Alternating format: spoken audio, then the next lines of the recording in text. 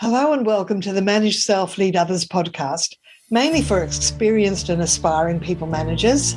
I'm your host, Nina Sunday, and a big thank you to C-Suite Radio and C-Suite TV for their sponsorship. I truly appreciate you. This is the show to help you explore ways to become the best version of yourself at work as a manager.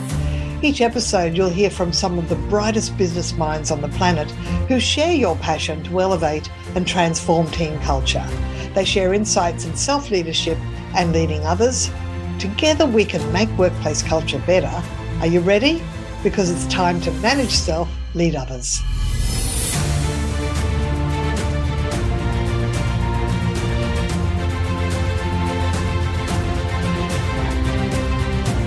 Today I'm with Jeremy Larkins, Executive Director of Australia's peak customer service body, the Customer Service Institute of Australia. Just as the Customer Service Institute of America has the exclusive North American rights to certify organisations against the International Customer Service Standard, so in Australia, the Customer Service Institute of Australia assesses organisations to be certified to the international standard. The standard helps organisations improve the quality and effectiveness of all aspects of customer service strategy, policies and systems. Welcome, Jeremy Larkins. So, Jeremy, we're going to talk about the International Customer Service Standards. You're from the Customer Service Institute of Australia, and combined with the Customer Service Institute of America, these standards were created 20 years ago? Yeah, over 20 years ago now, Nina, and it's great to be here. Over 25 years ago, the International Council of Customer Service Organisations came together, and Australia and America and some consortiums from Asia and in parts of Europe all joined together and said, how can we work together globally to improve customer service standards? And that group took the International Customer Service Standard and made that the tool that they used and brought the standard brought some scientific theory to life for organisations so they could actually use it in a practical way to measure how well they're focused on their customers or not. Absolutely, because it has a self-assessment and a point score, and you can work out how you're travelling based on this standard. Now, is it something that people have to buy from the CSIA, or how do they get it? Look, you can request a copy of the standard, absolutely, and you can use it as a tool in your organisation, and there's many that do that. What we provide at a commercial level is the formal measurement, formal certification by one of our accredited and professional certification team. And it's absolutely wonderful. And back in over a decade, I actually attended that accreditation and became accredited as an assessor of the standards. Even though I didn't follow that path, I was using it with the former president as an opportunity for me to design our customer service training that kind of mapped back to the standards. And the interesting thing is, whenever we do customer service training here in Australia, either myself or one of our expert facilitators, the next step I always recommend is get a copy of the standards, start cross-referencing which aspects are you doing well, which do you need to put in place, and start this whole process of intention, implementation, and which is really a three-step process that's in the standard. So do you find that's brilliant. Do organisations find that when they're actually at the point of comparing how they sit against the standards, that a lot of them have got some of the things in place, but there are things the gaps that they didn't even think that they needed to do? That's absolutely right. I think there's always organisations who think they're going to get a really good assessment and get a bit of a surprise as to the gaps that they do have in their customer service systems and customer service management systems. And, we've had examples in our magazine where organisations have then implemented those initial findings and really improved in just a 12-month period. And one that was in our magazine in 2017 or 18 was Stryker, who's a global supplier of medical supplies and devices.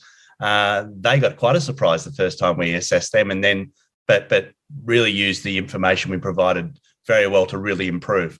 But other organisations, yes, they are very strong, and we were able to highlight their strengths for them. Lovely. Because the standards is an opportunity for an organisation to find out what they don't know.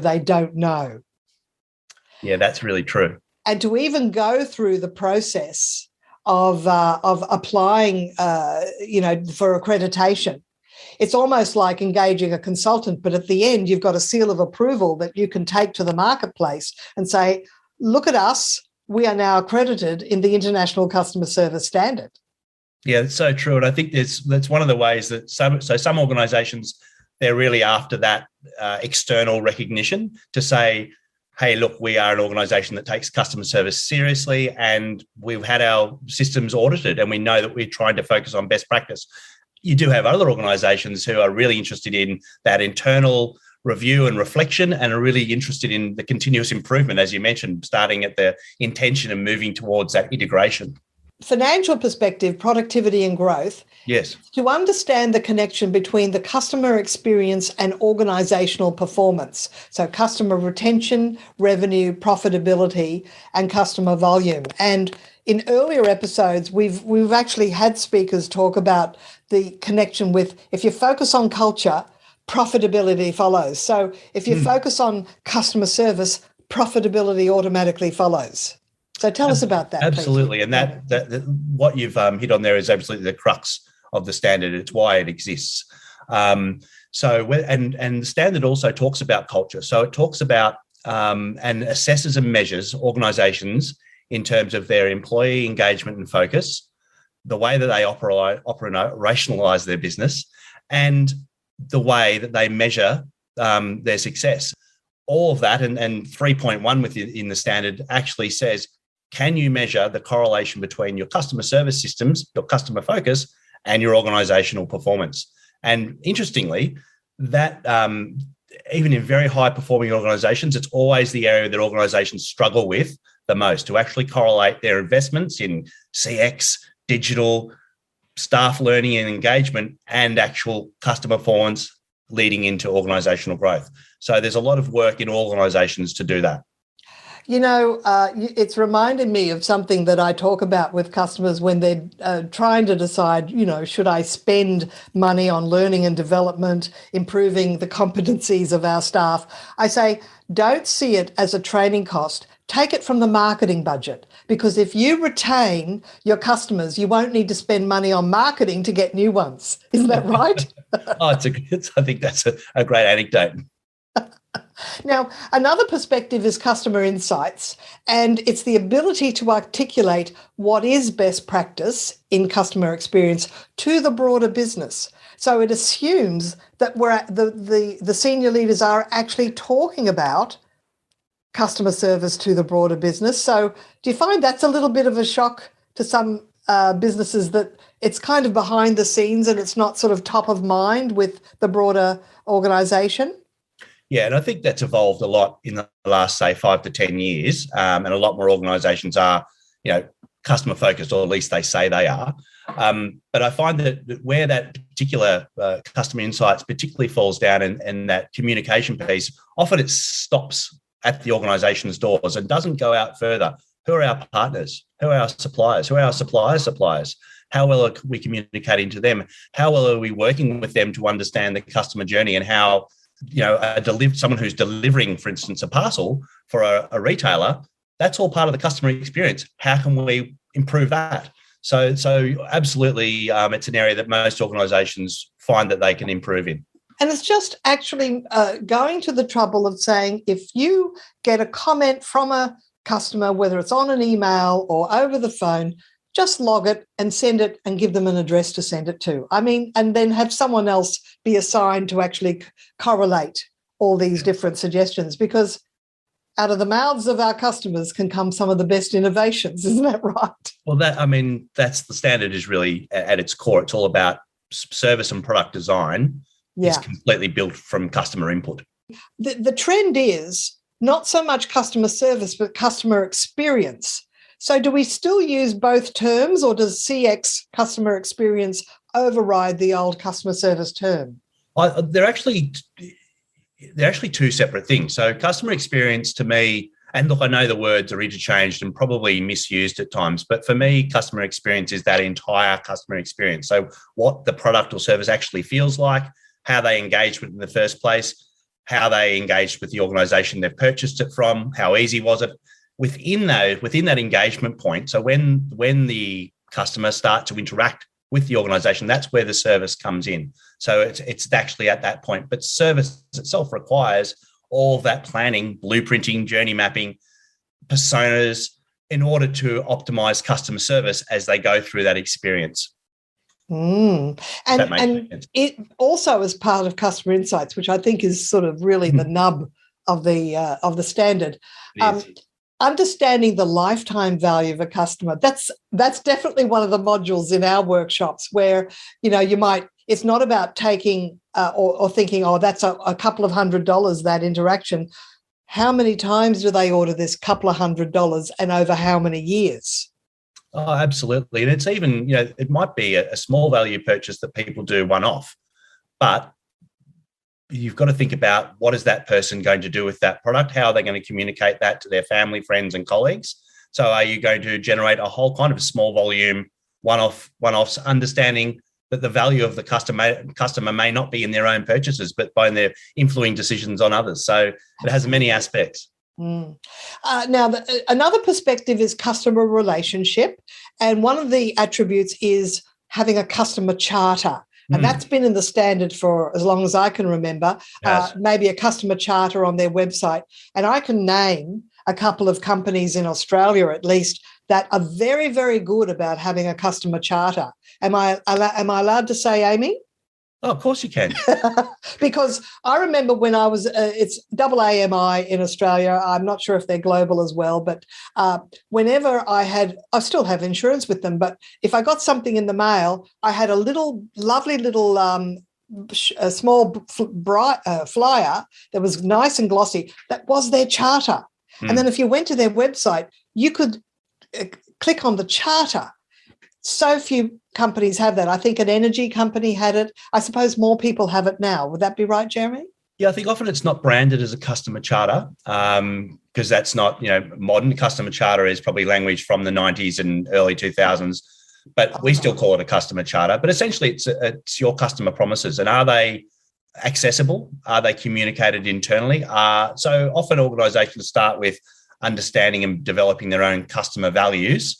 And then from that, they build out a series of customer promises, customer commitments, or customer service charter. So we see that most organisations have something, but often it's not interconnected between their customers, the staff, marketing, and the whole organisation. Yeah. Now, still in the perspective of customer relationship, you talk about, this is so important, empowering staff to resolve issues and complaints. And I also noticed that you've got a revised version of the complaints handling framework. So, I mean, to answer that question, do we need to sort of talk about how handling complaints has changed over the years? Yeah, I think that's a really good viewpoint. So obviously handling complaints has changed. And I think we've moved from sort of the very crude, the customer is always right, to a more sophisticated complaints handling methodology that most organisations use these days. And, obviously most organisations have a very similar training foundations about being empathetic, by being listening to the customer, by making sure that you understand what the customer wants and then trying to respond quickly and making it easy for the customer in what they might be complaining about. But not all customer complaints are justified and some are downright abusive. I guess what we look for in the standard is that do you have a complaints handling framework? Do you train your staff to use that framework? How do you measure the success of that framework? And again, it goes back to that customer input. So complaints are a fantastic bit of customer feedback. This is really the trick. How do you motivate the frontline workers to offer that discretionary effort that's required to give good customer service, especially when senior leaders are trying so hard to improve the reputation and do what's right? But then it's got to drill down to frontline, the frontline teams. What's the secret to motivating maybe the ones that aren't naturally what we call customer service champions. Yeah. Some need a little bit more nudging in the right direction. Some people might. I think that we think that it's possible to unleash the customer service champion in everyone. I think that, yes, you've hit the nail on the head. Leadership has to be customer focused and be communicating that as a whole. But how do we get a frontline worker who might be there for 20 years, has always done the same thing? They need a big nudge. We unlock the why should I care? So why should I really care about creating a great customer experience today? And we bring it back into why should they care personally? What's in it for them personally? And we help people go on a journey where they unlock and discover, actually, it's in my benefits for my health, for my family, for my mental health, for my work life. It's in my benefit to actually care and to create a great customer experience. I'm going to have more fun. The customer's going to have more fun. My colleagues are going to have more fun. The day will go faster. Everyone will be happier. Yeah. Now, it's interesting that in that perspective of customer relationship also is that issue around consistent customer service, consistency, because like you get the customer service champions who want to offer all this extra stuff, but if they're the ones doing the extra stuff and the others are just doing the standard stuff, then you've got a mismatch, haven't you? Yes. Yeah, that's it can be a challenge for organisations. So the more that one of the things I think that's really risen over the last 10 years has been, the things like the knowledge libraries. So allowing more people to easily access information about products, services, or how to deal with problems that customers might have. Those sorts of things help raise that level of consistency, but it is about ongoing staff training, staff development, coaching.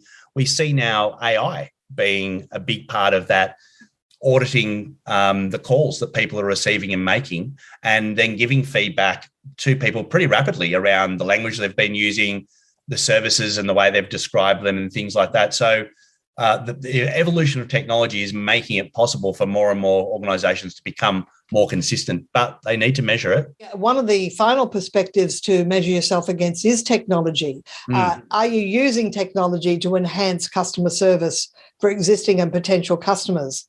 So I can think of a company that we did customer service training with, and what came out of it was all the issues around customers turning up to pick up a product that hadn't arrived, but they had no technological system or trigger to even set, like, simple, send an SMS, your product is here, your product is not yet here. That was relying on a manual system. So it's about people thinking a bit more outside the box and going, if you have to do something more than once all the time, see if there's a technological solution to it. Is that right? Yeah, I think so. I think, look, we don't advocate just having a whole pile of, technology and shiny toys around just for the sake of it. I think they have to be useful. They have to be customer focused. But as you just said, like, robotics can come straight into that sort of processing and things that are being done, manual processes that have been repeated. And it's very cost effective these days to get into robotics and to start to, for $20,000, you can have a pretty effective bot up and running, processing a very large, transaction almost immediately. So I think that's one of the key things. You can't have a standard without having a learning and growth perspective. So one of the first attributes is taking the view that it's everybody's responsibility to provide good customer service, even people in finance, debt collection, accounts. Yes. Absolutely. The sentry at your gate, if you have one of those sentry boxes. Yes. Sometimes they can be a little bit too officious and not understand they're in customer service. And also the ability to articulate why customer service is important. Why is customer service important, and what should companies tell their people? I think my favourite attribute is definitely 7.1, which is essentially says service or customer service is everybody's business. And to me, that's the absolute core of what the standard is.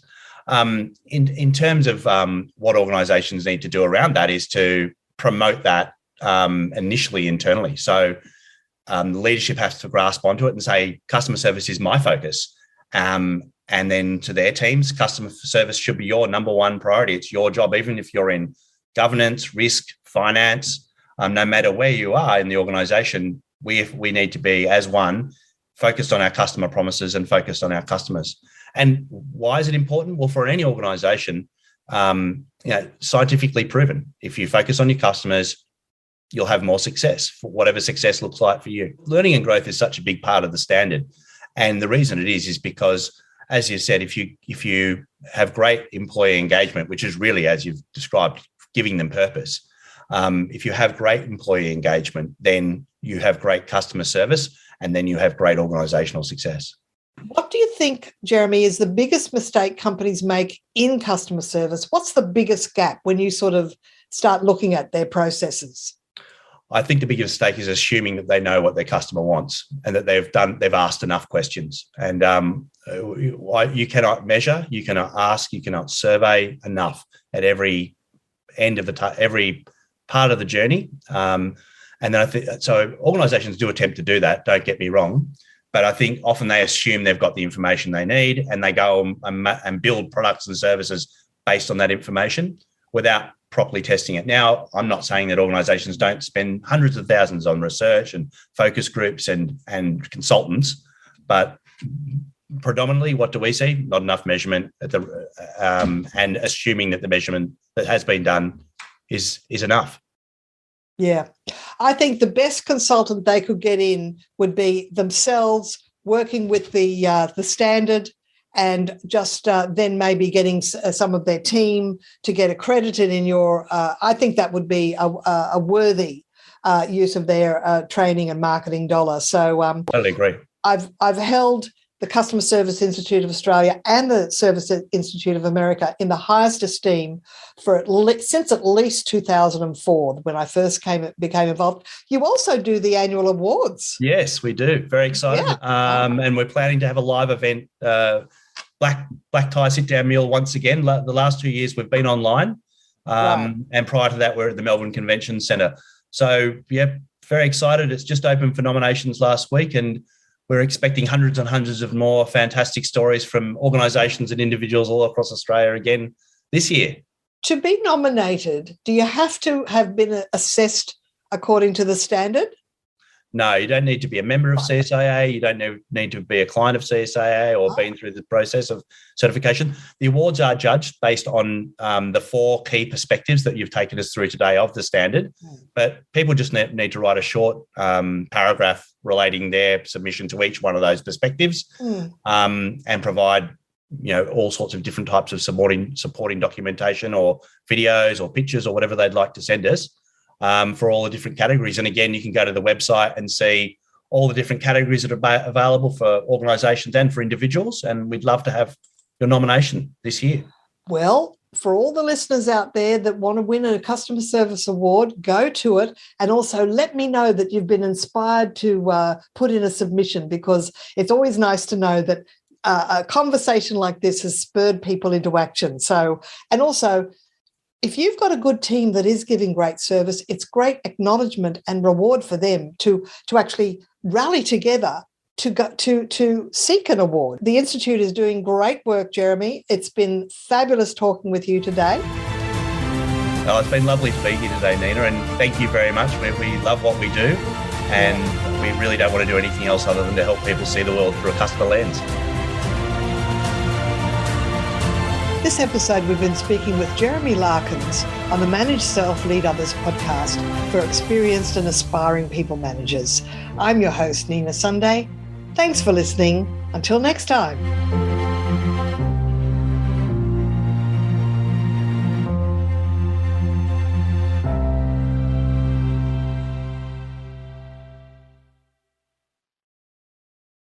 This podcast is a part of the C-Suite Radio Network. For more top business podcasts, visit c-suiteradio.com.